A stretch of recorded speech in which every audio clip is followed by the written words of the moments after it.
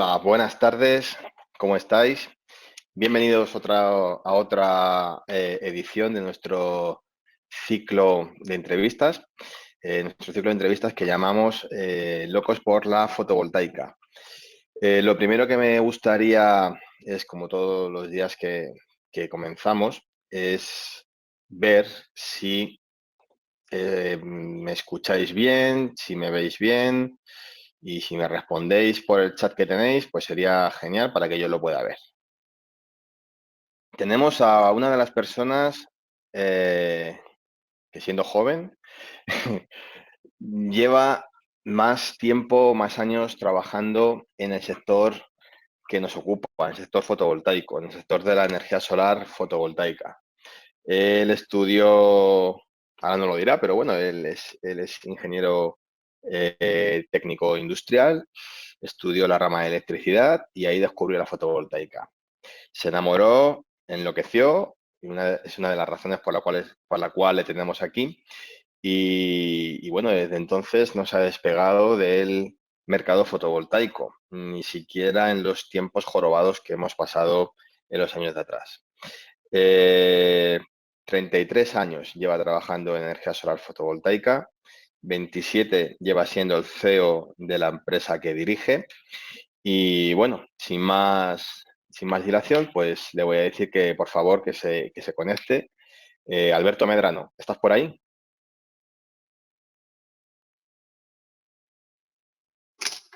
Hola, ¿me veis? Aquí te tenemos. Yo ¿Qué te tal? veo bien. La gente, supongo que también. Voy a echar un chequeo por aquí, a ver. Todo bien. Vale, ¿También fenomenal. me veis bien? Sí, sí, yo te oigo y te veo bien. Muy bien. ¿No veis el ¿Qué pantalón tal? de pijama? ¿No me veis el pantalón de pijama, no? No. No te levantes. Muy bien. Bueno, Imagino que el lunes te has apuntado ya para las barberías, ¿no? Porque vamos, tienes una barba, o es el estilo nuevo o es que el confinamiento ha hecho mella. no sé, yo igual me quedo ya en plan estilo hipster o estilo, no sé, de las cavernas. No, no. Tengo la barbería aquí debajo de casa y os prometo que pienso ir. A ver, Bueno, pues, Alberto, muchas gracias. Muchas gracias por estar con nosotros aquí, por estar conmigo esta tarde. Al resto de la audiencia, pues deciros que espero que estéis bien, espero que estéis en casa, que estéis trabajando y que cuando haya que salir a trabajar, pues que también lo estéis pudiendo hacer con normalidad y con naturalidad. Y que, bueno, pues poco a poco vayamos pasando esta etapa tan jorobada que nos ha tocado pasar o nos está tocando pasar, ¿no? Allí, Alberto, ¿la familia todos bien? sí, aquí estamos confinados cinco. Tengo tres hijos y estamos los cinco ya juntos 40 y pico días. Tenemos la buena Muy, suerte de tener perrito, por lo cual tenemos una cuartada más para salir. Pero bueno, estamos lo importante. muy bien, pues me alegro mucho. Bueno, te estaba en la introducción que he hecho, la presentación que he hecho, pues he dicho que vas a estar escuchando, supongo, pues un ingeniero industrial que conoció la fotovoltaica en la universidad y dijo, ostras, esto de que al silicio le dé el sol y genere electricidad, te hizo tilín, ¿no? Sí, porque además yo recuerdo que antes de eso, la asignatura de física, sabéis que el- la magia sería encontrar el motor perpetuo, es decir, que da vuelta de manera indefinida aportando trabajo sin ningún combustible. Y eso sabes que es imposible por la ley de la termodinámica. Pero dije, Ujú. joder, la placa solar es capaz de dar energía cuando le da el sol, sin ningún tipo de trabajo, ningún tipo de combustible extra. Es parecido, es decir, con eso alimentamos el motor. Y, en fin, cuando yo vi el primer panel solar, ya por los años 80, a mí me parecía magia. De verdad que todavía me sigue pareciendo magia, pero en aquel momento me cautivó.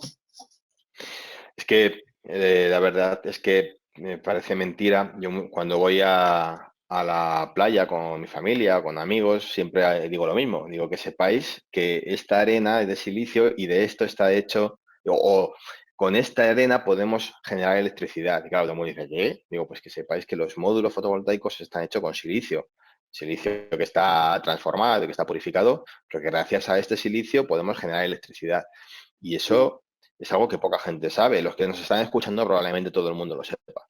Pero si sale de nuestro círculo, de nuestro mercado, poca gente sabe que tenemos la posibilidad y la capacidad del ser humano de generar electricidad gracias a la arena, lo que llamamos arena vulgarmente. ¿Vale? En España tenemos precisamente los dos materiales, la arena y el sol. Efectivamente. Así que podemos aprovechar las playas para las dos cosas, para el turismo y para Es- sacar electricidad. Muy bien. Alberto, cuéntanos un poco tus orígenes, el origen de Alba Solar, ¿cómo empezó todo? Bueno, yo me trasladé a Madrid en el 87. Terminé la carrera, vine aquí a trabajar. Estuve trabajando en el sector, por aquel entonces eran muy pocas empresas las que existían en el sector en España, eran muy pocas personas y empecé a trabajar. En ese momento todo el mercado era aislada. Entonces sabéis que era un mercado muy, digamos, muy humilde, ¿no? Alguien que se hacía una Mm, casa lejos de la ciudad era porque no tenía dinero para comprarse la parcela en la ciudad, con lo cual ya gastarse más dinero en fotovoltaica no quedaba, ¿no? Entonces eran muy duros el poquito mercado que había. Y a finales de los 80, en el 90 o así, Alemania, como tenía todo electrificado, se inventó la conexión a red, ¿no? Se inventó entre comillas. Es decir, que aquello a todo el mundo nos chocó, porque claro, era tan caro aquello, era como que tú ahora quieres ponerle a tu coche a funcionar con pilas que compras en el Mercadona, de voltio y medio. O sea, es algo, técnicamente dices, esto es una aberración, ¿no? Pues ellos lo hicieron, ¿no? Sacaron un programa que se llamó Mil Tejados, mm, en el que daban un apoyo por hacerlo y se agotó el cupo enseguida. Es decir, había un montón de gente en Alemania, sobre todo profesionales acomodados, que el poner en sus viviendas o en sus despachos de abogados o en sus clínicas médicas fotovoltaica, pues vendía imagen, una economía eco que por aquella época empezaba también a surgir. Con lo cual, sí. después de aquel éxito, empezó un segundo proyecto, 10.000 tejados, 100.000 tejados, la Comisión Europea empezó a apostar por proyectos interesantes de demostración y ahí arrancó una etapa que yo dije, esto va a ser un boom tremendo y no tiene nada que ver con la historia de la aislada, ¿no? Tan humilde y tan triste muchas veces, ¿no? Había ciertas cosas en la aislada que también lo hacían atractivo. Por ejemplo, las telecomunicaciones, ¿no? O sea, cuando había que hacer repetidores o remisión era muy atractivo. Y bueno, los orígenes de la conexión a red, pues yo dije, esto creo que va a subir. Y fue cuando nos enrolamos un grupo de personas y hasta hoy. Bueno, y entonces fundaste Alba Solar Sí, en el 93 se fundó Alba Solar. Estuvimos, en el 93. 27 años tiene ya la compañía. ha tenido tres grandes fases. La primera fase fue solos. En el año 2000, los alemanes muy previsores de que esto iba a subir mucho, nos compraron la empresa. Y en el 2008, pues como casi todos, se vino encima la crisis, estuvo tambaleando con ellos 3 4 años, pero ya en 2008 aquello empezó a complicarse y yo decidí retomar la primera etapa y con parte de mi equipo de la primera etapa, pues seguimos esta tercera fase, que es desde el 2008. Un poco de los tres Mm, grandes tramos de Alba Solar. Has dicho los alemanes, Conner era, ¿no? Sí, el grupo con ello. Que fue Vale. quizás el primer grupo que aportó, centrado exclusivamente en fotovoltaica, que creció mucho, que salió a bolsa en 2005 y compró muchas empresas por muchos países. Tenía tres grandes patas. Ujú, Una era la distribución, que es lo que hacíamos en Alba Solar. Otra pata que era la que hacía las instalaciones, que era Santechnics, y otra pata que era la que movía los grandes proyectos, que era Botberg. ujú. Muy bien. Bueno, después de todo esto que nos has, bueno, la historia que nos has contado, ¿no? De Alba Solar, las tres etapas, viviste la primera etapa del paso de la aislada que seguís haciendo, o sea, seguís distribuyendo productos para aislada, pero claro, ahora se hacen de otro modo, es distinto, ¿no? Eh, En esa etapa luego disteis el salto a la conexión a red. Fue en el año 2000 y poco, que cuando me acuerdo yo, pues que vendíamos instalaciones de 5 kilovatios, que además costaban el orden de, no sé si recuerdo mal, 50.000 euros, una cosa así, los instalados, ¿eh? Los 5 kilovatios. Era una brutalidad. En aquella época había subvenciones de la Comunidad de Madrid, de las comunidades autónomas, del gobierno, financiación por el ICO, o sea, era el gobierno de aquel entonces apostó definitivamente o apostó de una manera decisiva por la energía solar fotovoltaica. Luego vino Paco con las rebajas, ¿no? Y tuvimos las típicas curvas, etcétera. Ahora tenemos una normativa que entiendo que estarás contento con ella. Ya no es una conexión a red simplemente de vender electricidad y hacer un producto financiero, sino que además la energía solar fotovoltaica sigue siendo la que trabajamos Fronius con los inversores de conexión a red, sigue siendo una conexión a red, pero ya no es simplemente inyecto la electricidad y la vendo, sino que le damos un uso, le damos una eficiencia gracias a la generación distribuida. Hemos pasado todos estas vaivenes, ¿no? ¿Cómo habéis logrado durante todo este tiempo, Alba Solar, tú, Alberto Medrano, cómo habéis logrado mantener la ilusión? Porque siempre habéis tenido ilusión. Cuando yo voy a veros allí a Alba Solar, pues se os nota. Y cuando hablas también sobre la energía fotovoltaica, ¿cómo habéis logrado mantener esa ilusión y mantener la compañía? Porque no es fácil. Claro. Hombre, la ilusión es el motor de tu día a día, con lo cual esa no hay que perderla. Pues mira, nosotros cuando en el 2008 empezamos esta tercera etapa, nos centramos en el autoconsumo. Las primas, como sabes, empezaron a reducirse en el 2008.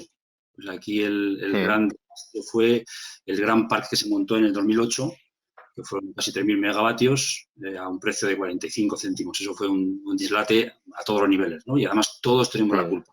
El sector también tiene que hacer mea culpa, porque el lobby del sector, uno de las dos que había asociaciones, impulsó a hacer plantas hasta de 50 megavatios a ese precio, y eso era un disparate total, ¿no? O sea, había un plan de renovables en el 2005 de hacer 400 megavatios hasta el 2010. 400. Y solamente en el 2008 se hicieron 3.000. Ahí se le fue de la mano. Los políticos que había entonces, el ministro Clos y el secretario de Energía Ignacio Nieto, abrieron durante 12 meses un cubo para meter proyectos, y ahí fue donde se colocaron los 3.000. Entonces, lógicamente, después vino una burbuja que explotó, nos explotó a todos, ¿no? Pero bueno, hasta el 2011 se hizo más o menos de una manera prudente. Lo que se hizo fue rebajando las primas en la medida que se aumentaban las conexiones a red, es decir, el modelo alemán. Y además nosotros tuvimos, o sea que hasta el 2000, centrados en la pequeña conexión a red, más o menos las cuentas iban saliendo, porque aunque bajase la prima, bajaban los precios de los equipos. Entonces iba acorde, o sea, una calcamonía del modelo alemán. Además, en el 2011 hubo un buen Real Decreto, el Real Decreto que aprobó el autoconsumo. Se hizo en noviembre del 2011. Y además se dijo en ese Real Decreto que en 3 meses se regulaba el balance neto. Hasta ahí todo perfecto. El problema fue el Real Decreto del 2012. Eso fue lo que nos mató. Mató a las grandes plantas porque cerró a cal y canto las primas, y al autoconsumo no salió realmente, pero dijo, prepararos que el mes que viene salga un autoconsumo que os vais a enterar.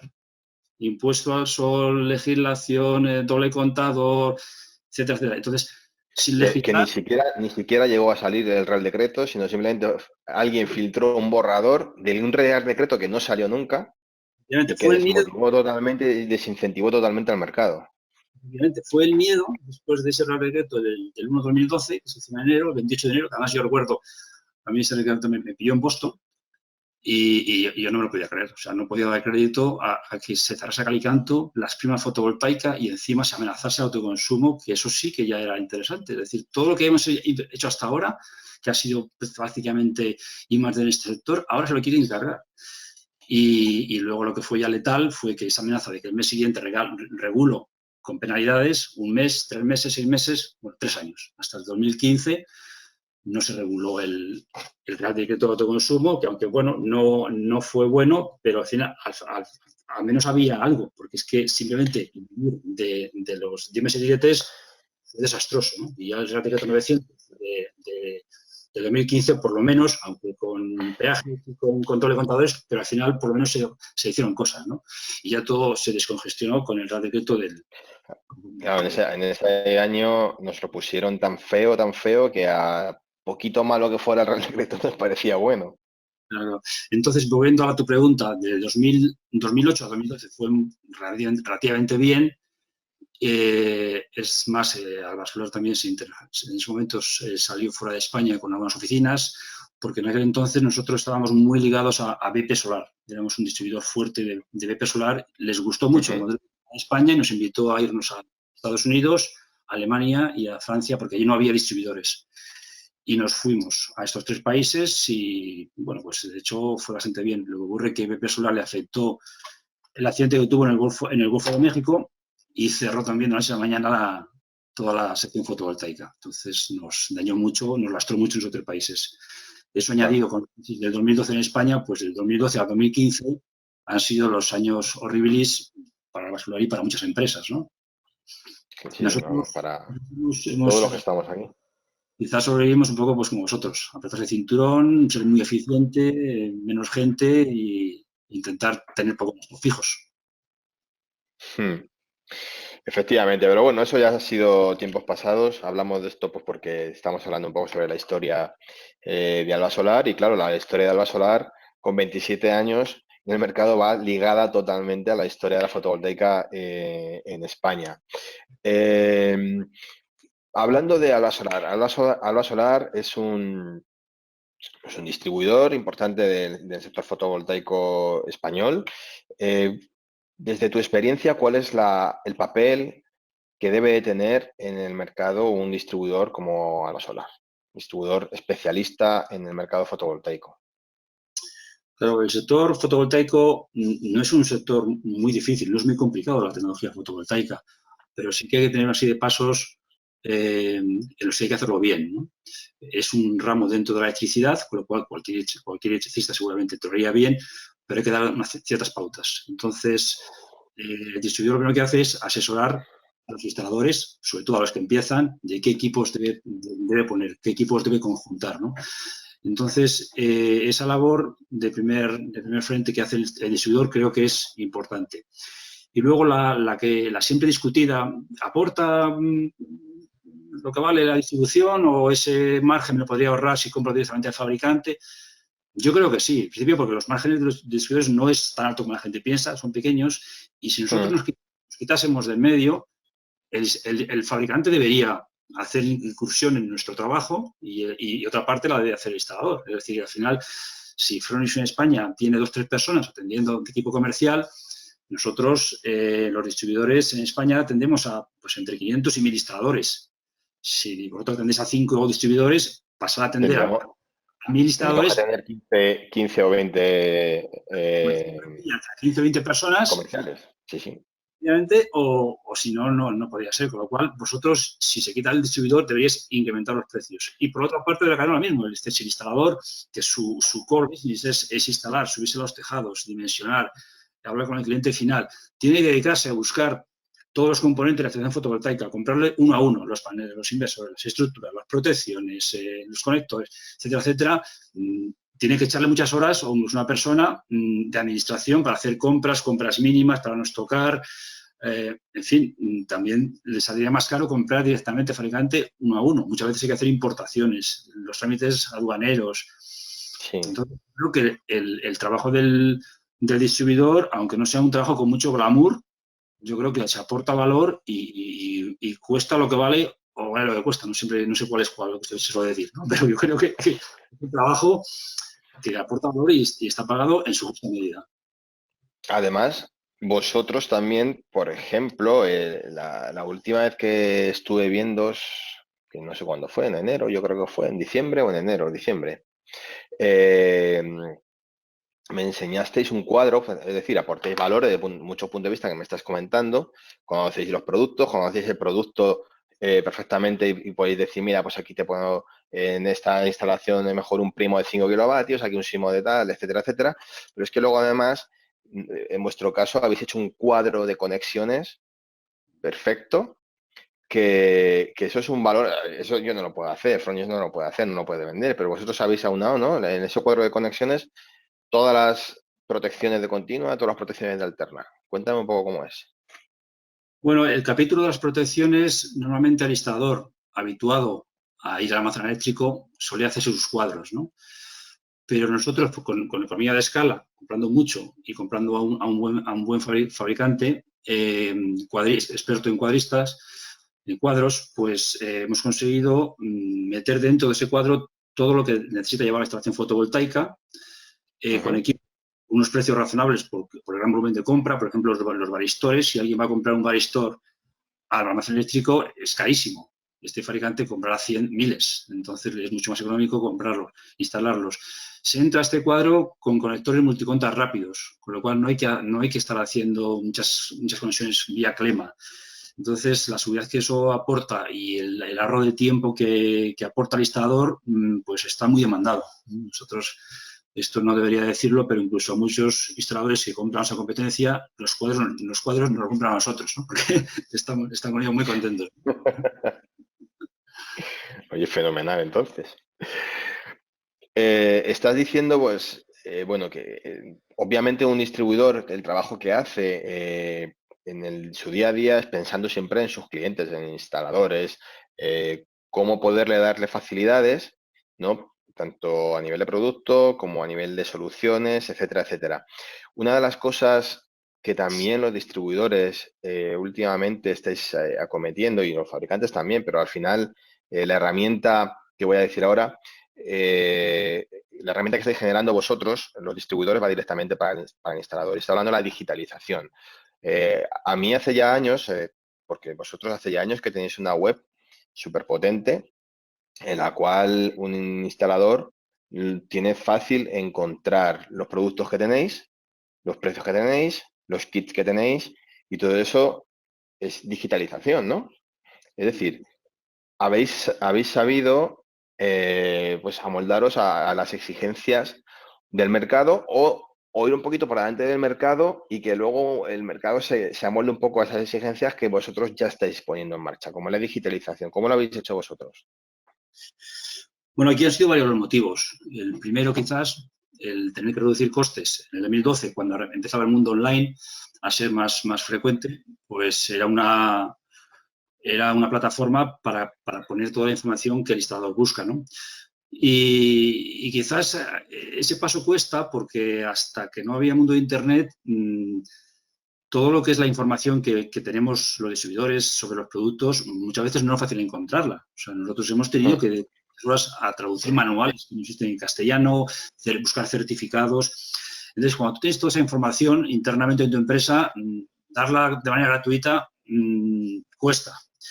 Pero bueno, nosotros vimos que era una batalla perdida. Es como lo de los programas de dimensionado o los programas de, pues como PVSIC, ¿no? Que te dicen cuánto vas a tener en tu casa producido en tal mes a tal hora. Te saben por Google Maps, por Google Earth, la sombra. Yo me acuerdo cuando empecé que cobrábamos una pasta, pero una pasta por hacer un proyecto a Movistar, ¿no? Y hoy en día eso es gratis. Está claro que la ingeniería cada vez es más complicada cobrarla a este nivel, me refiero. Sí. Entonces, ese paso era un poco parecido. Es decir, vale, nos hemos currado los manuales, traduciéndolos, poniéndolos bonito, pero al final, mira, lo vamos a cobrar a la página web, porque el instalador lo que quiere es eficacia. No quiere estar llamando y Alberto, pásame este manual. Entonces, videotutoriales, manuales, certificados, todo esto decidimos un día que abiertamente lo pondríamos en la página web para todos los clientes. Y bueno, después vinieron todos así. Es decir, que al final esto es un poco como hace poco en estos días que hay tantos webinars, yo oí a alguien que decía que las empresas grandes del final del siglo pasado eran empresas que hacían un producto y el cliente lo tenía que comprar. Y las que han triunfado ahora cambiaron la posición. O sea, ellos se metieron en la cabeza del consumidor y supieron entender qué quería el consumidor. Y entonces lo han hecho. Entonces todos los Google, Apple, Microsoft, todos estos, Amazon, han hecho tecnología y han barrido con las IBM y aquellas empresas que decían, yo hago este producto y tú me lo compras por narices. Sí. Entonces, esto es parecido. Oye, el instalador lo que quiere es algo rápido y no estás llamando por teléfono. El sábado por la tarde tú no estás en la empresa, ellos necesitan el manual, que entren en la página web y lo cojan de ahí. Pues sí, y bueno, Además, es una herramienta tremendamente útil, ¿no? Y también de atracción, obviamente, para el instalador.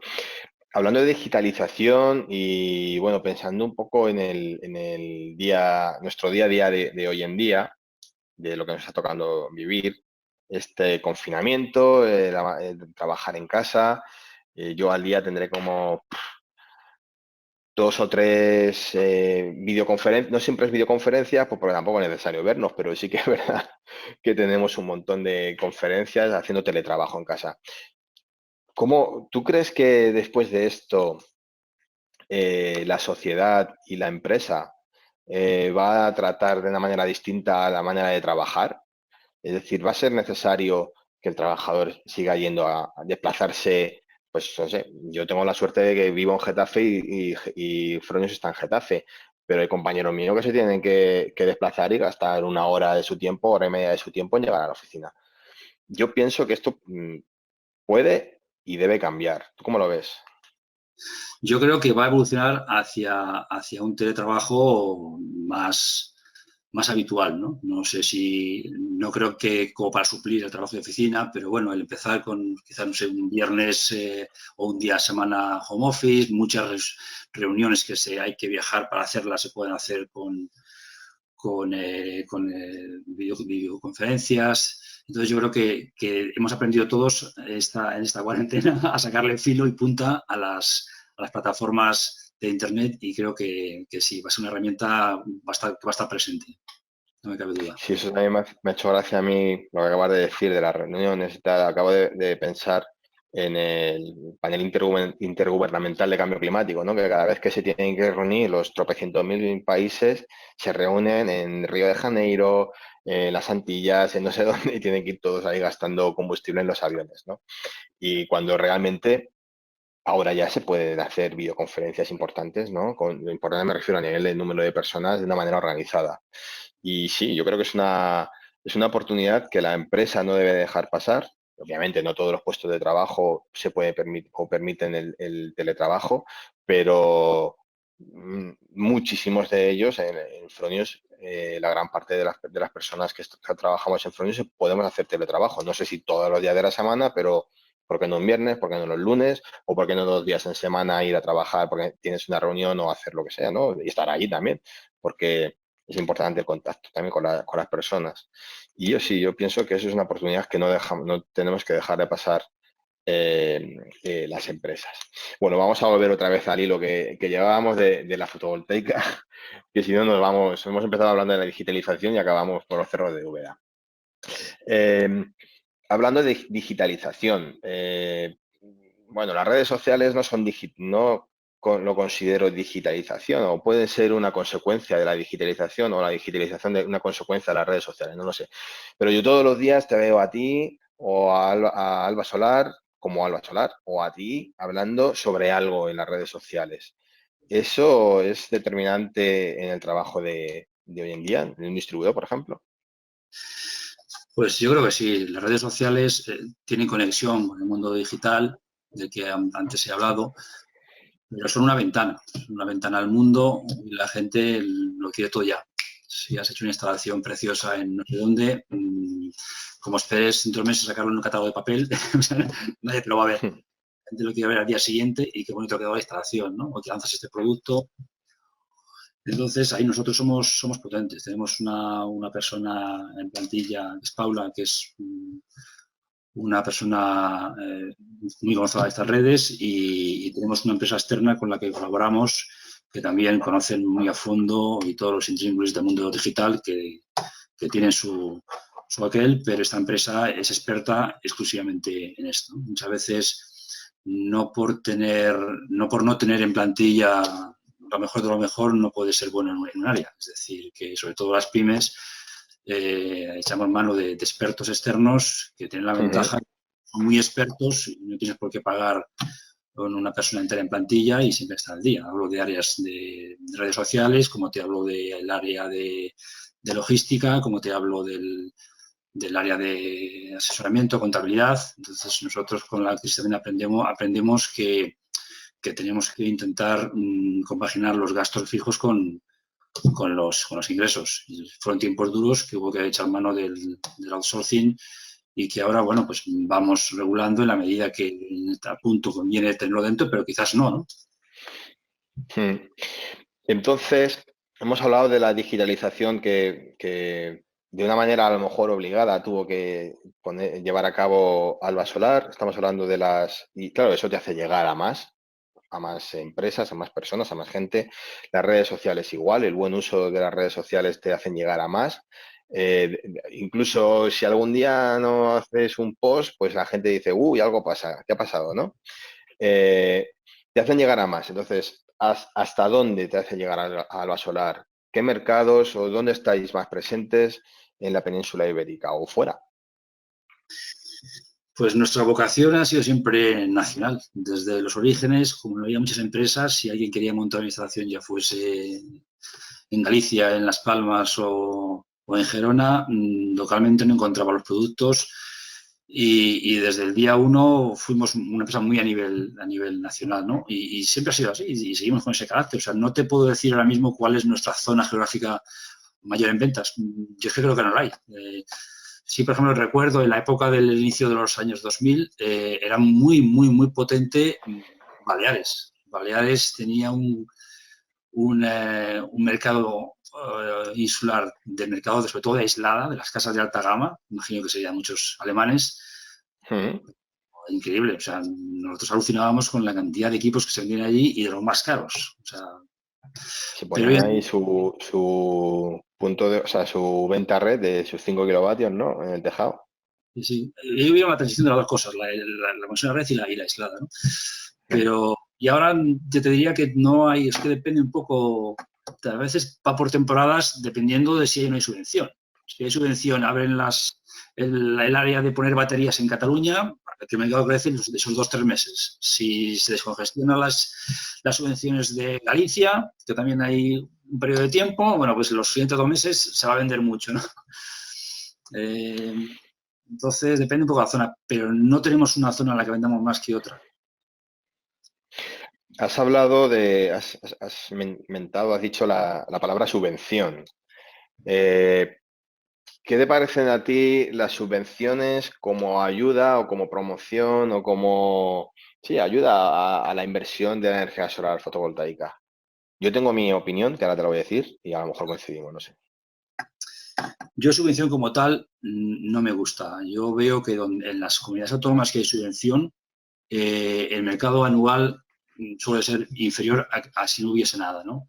Porque muchas veces vienen con trampa. O hay poco dinero, o luego no eran solamente la para aislada, o solamente para autoconsumo de más de no sé cuántos kilovatios.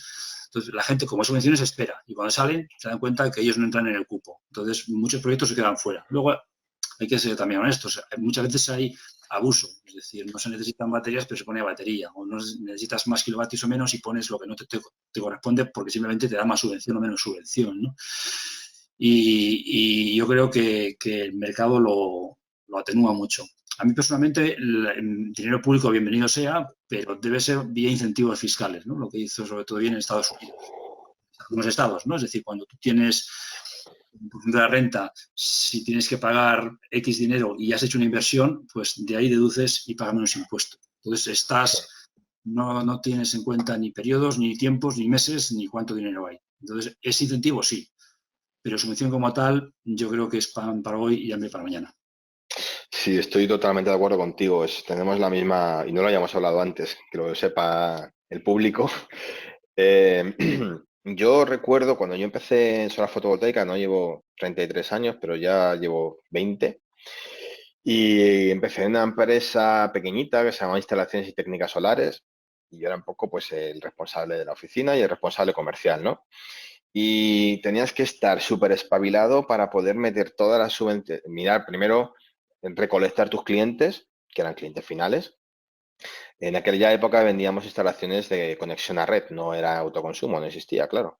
Y entonces tenías que estar muy espabilado, tener a una persona básicamente que trabajara mirando a ver cuándo salían las subvenciones, estar pendiente del BOE, pendiente de luego los boletines de las comunidades autónomas, pendiente de la fecha y cuando salía la fecha, coger a todos tus clientes de Andalucía, llamarles por teléfono, oye, ¿estáis interesados? Sí, sí, sí, pues toma, os tengo que enviar todos los papeles para que me los firméis. Bueno, era una locura que te tenía 3 meses o 2 meses trabajando a 150% y luego, claro, esos clientes, si perdían, en ocasiones se podían conseguir dos subvenciones distintas, más la financiación, querían todo. No era algo necesario para ellos tampoco, no era una instalación fotovoltaica con la que iban a vender electricidad y bueno, entonces decían, bueno, no, yo es que no he obtenido la de la comunidad autónoma, me espero al año que viene. Entonces era totalmente estacional ese trabajo. Era muy difícil que una empresa 100% fotovoltaica pudiera vivir, porque vendías durante 3 meses, tramitabas las subvenciones, luego obviamente no te daban todas las subvenciones para todos tus clientes y si no tenías otra pata con la que vivir, energía solar térmica normalmente o de agua caliente sanitaria, calefacción, etcétera, pues la solar no te daba para vivir. Entonces era muy temporal, yo decía que éramos temporeros y muy frustrante también desde el punto de vista comercial. Yo era el comercial y como no tuvieras todo preparado para la fecha de la subvención, tu jefe te Así. decía, Sergio, ¿qué ha pasado? Y más y me ahora que el mercado puede funcionar sin subvenciones porque es rentable, Claro, pero o sea, esto se debe vender como cuando el que invierte en Climalit o el que invierte en aislante en su vivienda, porque hay un retorno de esa inversión en un tiempo lógico. Es decir, pues lo mismo pasa con la fotovoltaica, con lo cual atenuarlo con saco subvención, entonces no hay mercado cuando no hay subvenciones, está desequilibrado. Yo creo que si las hay, bienvenidas, pero bien incentivo fiscal. Es una energía verde y sí, bien te deduces ese claro, impuesto. a mí me parece muy bien, oye, reducir impuestos porque estás invirtiendo en algo bueno para la sociedad. O sea, Una igual que reducción. antes estabas invirtiendo, cuando te comprabas un piso, te daban luego la posibilidad de grabarte en Hacienda, etcétera. Pues, ahora mismo eso ya no sucede, pero si estás invirtiendo en algo bueno para la sociedad, para ti, pero ya no para ti, sino para luchar contra el cambio climático, para no depender energéticamente de otros países, para generar empleo. Esperemos que ahora, después de esta crisis que estamos pasando por el COVID, pues los gobiernos se den cuenta de que la energía solar renovable, la energía renovable o la energía solar fotovoltaica son capaces de generar empleo. Porque esto desde siempre en la Comunidad Económica, perdón, en la Unión Europea, siempre ha sido uno de los pretextos para luchar en pro de las renovables, generación de empleo, suministro eléctrico, suministro energético y la no dependencia de otros países. Bueno, vamos a ver si nos escuchan. Yo sé que hay asociaciones como por ejemplo APA, como por ejemplo UNEF, que sí que están hablando ya pues con comunidades autónomas diciendo, oye, la subvención directa no es lo más interesante para este tipo de mercado, hagámoslo vía desgravaciones fiscales. Bueno, volviendo un poquito al hilo de la entrevista. Mm, Nosotros llevamos trabajando juntos ya yo creo que más 10 años. O... Ya no me acuerdo. Bueno, yo te conocía antes de yo empezar en Fronius, cuando yo estaba en Isofotón.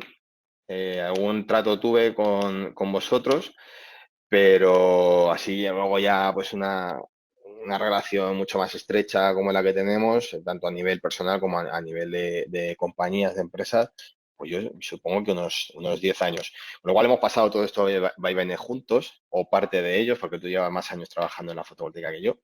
Eh, y según va pasando los años, pues hay más confianza, ¿no? Entre Alba Solar y Fronius, Fronius Alba Solar, más entendimiento, más organización o cooperación entre ambas empresas. ¿Tú a qué crees que se debe esta situación, esta circunstancia?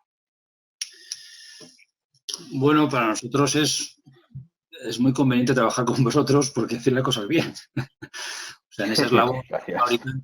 fabricante, distribuidor, instalador, de los tres eslabones, los tres tienen que ser fuertes y tiene que haber una buena unión para que la cadena funcione, ¿no? Entonces, nosotros en el eslabón del medio intentamos que el eslabón de fabricante sea también fuerte y la fortaleza la dan un poco los valores que tenéis vosotros. Es decir, productos de calidades, un buen asesoramiento, una buena gama de productos, un buen servicio postventa, un servicio de formación en condiciones con un montón de FSPs, actualizaciones de vuestros productos. es decir, no es por echar flores, pero sí que es lo que a un distribuidor le encantaría ver, y encima estáis en España. Vamos, que sois el panel ideal para esto. Bueno, muchas gracias. Un fabricante no está en España, viene exclusivamente de su país, que no tiene manuales en tu idioma, que los equipos tardan un montón en viajar hasta que llegan, que hay que hacer volúmenes de compra porque están lejísimos, que no hay servicio de postventa ni de garantía, pues es lo que se hace duro, ¿no? Entonces vosotros, vamos, yo os tengo por un 9,5 de 10. No doy ni a punto porque siempre hay que dejar algo, pero vamos, soy de 9. Muchísimas gracias. Obviamente es recíproco esto, ¿no? Al final, Fronius lo que busca, a ver, nosotros intentamos, ¿no? Tenemos una gama de productos, sabemos que es una amplia, etcétera, y sobre todo buscamos la calidad y la calidad tanto en el producto como en el servicio, pero si ese producto no se vendiera con calidad de venta y de gestión de las ventas, etcétera, etcétera, tampoco estaríamos muy bien valorados en el mercado. Y eso lo dan pues empresas como Alba Solar, la apuesta por nosotros, las ganas de aprender más por nuestro producto, las formaciones. Ahora no estamos, justamente teníamos una formación ahora en junio, ¿no? Finales de mayo, junio en el Wanda. Sí. No me acuerdo. Ya no vamos a poder. Es decir, todo ese tipo de herramientas que utilizáis y utilizamos, ¿no? Pues para poder llegar al instalador e incluso al cliente final, pues sin empresas como Alba Solar, pues por parte del fabricante no podría ser. Y si llevamos 10 años trabajando juntos, pues hombre, significa que la trayectoria ha sido coherente y bueno, pues ya te digo, tanto a nivel profesional como personal, pues da gusto trabajar con una empresa como vosotros. Y bueno, como estábamos diciendo, conozco hace 10 años, te conozco a ti, te conozco a Carmen, a vuestros hijos también, y sé que tenéis coche eléctrico de hace muchos años. Probablemente seáis una de las primeras familias, o de las primeras, sí, de las primeras familias, porque no era un coche eléctrico de Alba Solar, es vuestro coche, en tener coche eléctrico en España. ¿Me puedes hablar un poco primero de esa decisión que tomaste, ¿no? De invertir en algo cuando en aquella época, claro, no te hablo hace 10 años, pero es que te hablo hace 4 o 5 años y ya es mucho en el tema de coche eléctrico. En aquella época no había estaciones para poder recargar coches eléctricos, era un coche súper caro, no llegaba casi de aquí a, no sé, 50 kilómetros, 100 kilómetros como mucho, etcétera, etcétera. Pero vosotros no invertisteis, comprasteis un coche eléctrico. ¿Por qué lo hicisteis? ¿Y cómo ves el mercado del coche eléctrico a día de hoy y en los siguientes 5 años? Bueno, primero decir que no fuimos de los primeros. El coche eléctrico en España entró en el 2012, creo que fue cuando el Nissan Leaf entró en España, o 2013, o sea, que no fuimos los primeros. Pero bueno, yo sí que he seguido muy el mundo del vehículo eléctrico y a mí me parece que va un poco de la mano de la fotovoltaica. O sea, mucha de la gente que pone en su casa autoconsumo es con el afán de reducir su consumo energético, huella de carbono cero, etcétera, etcétera. Y el coche eléctrico es una pata más de tu consumo. O sea, en lo que tú como persona puedes influir, ¿no? En tu electricidad de tu hogar y en tu coche particular. Entonces, si la industria está permitiendo que los motores de combustión pasen a ser motores eléctricos, ya lo tenemos, vamos, blanco y en botella. Es decir, esa electricidad me la hago con mi fotovoltaica, ¿no? Entonces, el mundo me encantó. Y bueno, no era muy rentable todavía. Y hacia el 2017, pues decidimos tomar ese paso y probarlo en propias carnes, la carga del vehículo fotovoltaico con placas solares. Y doy fe de que funciona. O sea, un coche eléctrico, nosotros tenemos un Nissan Leaf y consume 16 kilovatios hora a los 100 kilómetros. 15 lo que pone en catálogo. 15 kilovatios sitúa en 100 kilómetros. Si añades dos ceros, 10.000 kilómetros te consumen unos 1.500 kilovatios al año, ¿no? 10.000 kilómetros como segundo vehículo, que es hasta ahora lo que el vehículo eléctrico tiene sentido, y es para lo que yo utilizo, para ir al Mercadona, por los niños al fútbol, etcétera, etcétera, 100.000 kilómetros, digamos que yo le tengo que meter al coche 1.500 kilovatios hora.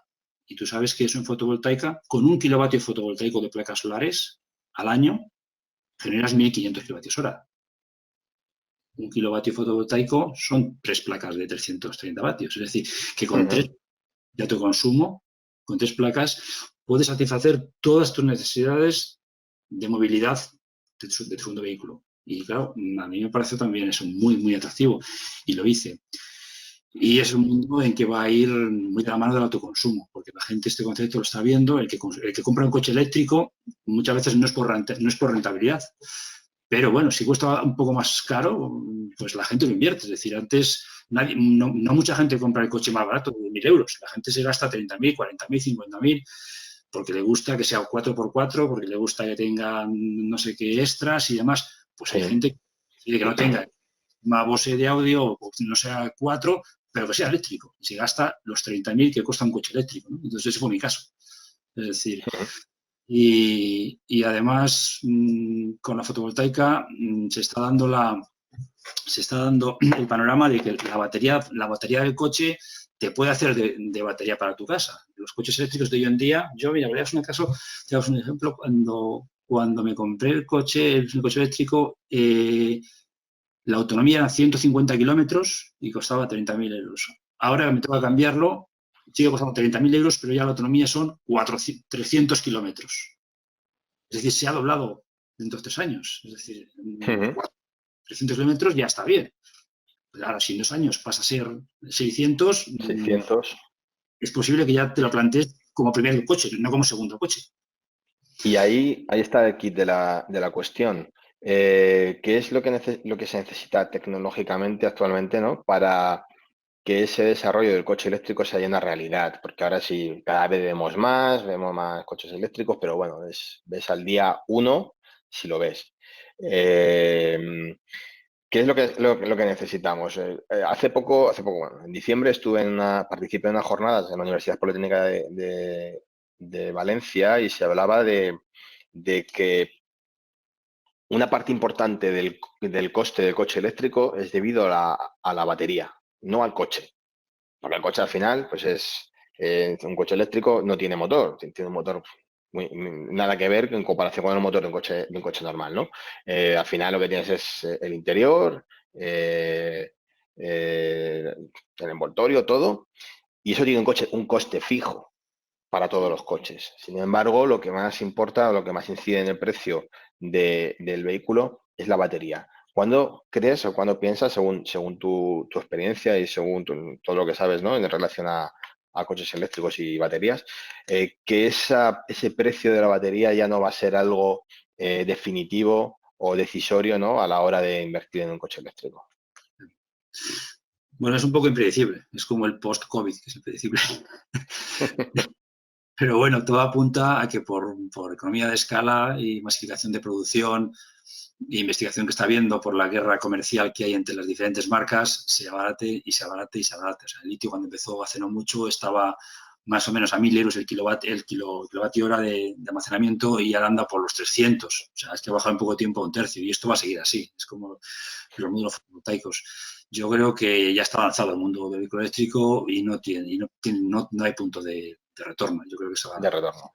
Nosotros vendemos muchas baterías de litio para las estaciones fotovoltaicas que quieren poner batería. Y es que yo hago las cuentas, comparo kilovatio y digo, es que es más barato comprarte el coche con 60 kilovatios que comprarte 10 baterías LG o BYD para 30 kilovatios.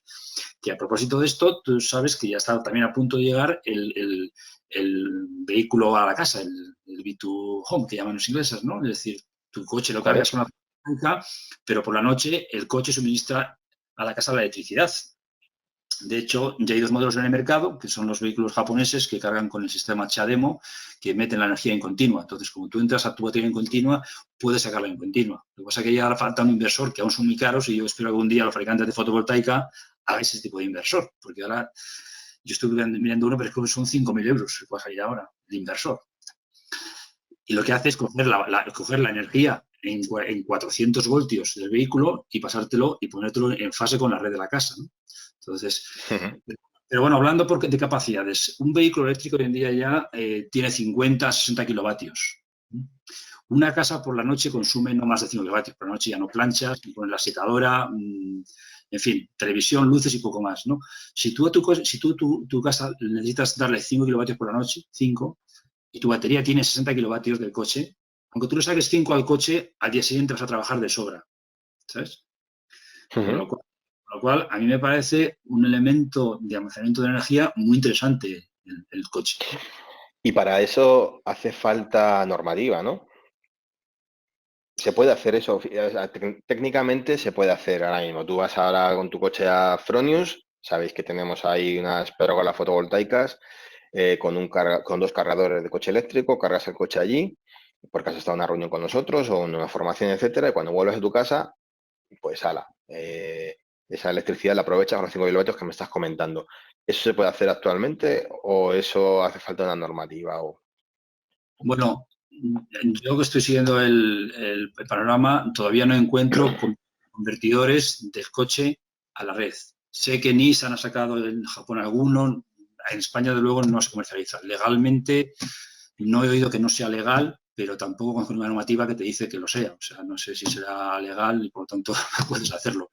Pero el problema ahora mismo es técnico. No existen los inversores que pasan de la batería del coche a la red y ponerlo en fase. A la red. Pero el concepto, Vale. si me he explicado bien, creo que encaja muy bien. Sí. Claro que encaja perfectamente. Y bueno, ya para terminar, cuéntanos un poco cómo ves los siguientes 5 años de la fotovoltaica en España. ¿Cómo ves, sin tener en cuenta lo que está sucediendo ahora? Bueno, no sabemos cuánto va el tema del COVID, cuánto va a influenciar o a afectar al mercado fotovoltaico español. Preveemos, según hablo con gente, con expertos como contigo o con otras personas del sector, que muy poco.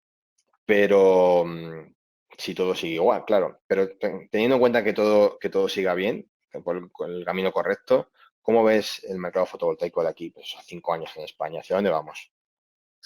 Hombre, yo creo que el Real Decreto del 244 de abril del año pasado abrió una nueva etapa maravillosa, ¿no? Es decir, tardamos unos cuantos meses en convencer a la gente de que era realidad, de que ya no ibas a la cárcel si ponías fotovoltaica, no te perseguían, no había impuesto al sol, no había que poner contador. Eso costó digerirlo por parte de la sociedad, pero al final ya hemos visto que es verdad. Entonces yo creo que la gente ha empezado a poner fotovoltaica porque sabe que es legal, pero sobre todo es que va acompañada de una bajada de precios que no termina, no para de bajar, sobre todo los módulos. Entonces, claro, ya es rentable poner fotovoltaica. Es decir, me acuerdo que alguien me decía, es que yo convenzo a mis clientes diciéndoles que por no poner fotovoltaica están perdiendo dinero. Entonces, que es muy rentable poner fotovoltaica. Entonces, eso... Hombre, desde luego que más que en un banco teniendo el dinero, si es que lo tenemos, Sí. mucho más rentable es. Entonces yo creo que esto ya es imparable, es decir, y aparte de la rentabilidad económica, es que entramos en una nueva etapa de conceptos, ¿no? Hace 20 años la gente se gastaba mucho dinero en poner en su baño mármol italiano, ¿no? Y hoy en día la gente lo que le pone es tener una casa eco, tener una passive house, hacerte tu electricidad en un 60%, pero la gente se gasta dinero en eso. Quizás te ponga azulejos en el baño en lugar de poner mármol, pero se lo gasta en fotovoltaica. Y luego son cantidades asumibles, es decir, una casa que te puede costar, una casa individual, 300.000 euros, meterle 4.000, 5.000, 6.000 euros en fotovoltaica, totalmente asumible. Entonces yo creo que por estos motivos yo creo que el futuro es brillante. Y luego han llegado dos nuevos gremios, como tú conoces. Uno es el gremio de la climatización, dado que la aerotermia está de moda. Y la aerotermia, de cada 4 kilovatios o 3 kilovatios que te extraen del aire, el otro es eléctrico y la gente tiene miedo de las eléctricas, con lo cual, si ese kilovatio, los frigoristas y gente de clima lo venden con autoconsumo fotovoltaico, pues el matrimonio es perfecto, ¿no? Mira, pues justo Dime, dime. Y la tercera pata sería el vehículo eléctrico. O sea, vehículo eléctrico, climatización y electricidad, el pack completo, ¿no? Claro. Te decía, justo ahora que hablabas de aerotermia, hace 3 semanas estuvimos hablando con un experto de aerotermia de Daikin y el día 12 de mayo, creo que es, 12 o 14 de mayo, mi compañero Francisco Heredia, Paco, va a participar también en un webinar con un fabricante de aerotermia que es también austriaco y bueno, que está representado aquí en España por la empresa Ener3 y van a hablar justamente de cómo se combina la tecnología de aerotermia con la energía solar fotovoltaica, que para mí es uno de los, junto con lo que estás diciendo, con el coche eléctrico, es uno de los mejores kits, ¿no?, que hay ahora mismo para una vivienda, Sí, sí, sí. para una vivienda y para el desarrollo económico del país, claro. Sí, sí. Pues muy bien, señor. Muchísimas gracias. Yo creo que ya no tengo más preguntas preparadas. Si tú tienes algo que añadir, algún comentario, pregunta o algo, pues es tu momento. Bueno, animar a los instaladores a que sigan. Nosotros creemos que la batalla no va a ser fácil, pero hay mercado. Sabéis que uno de los demonios de los instaladores pequeños es las grandes empresas como las eléctricas que entran a hacer instalaciones a mansalva, ¿no?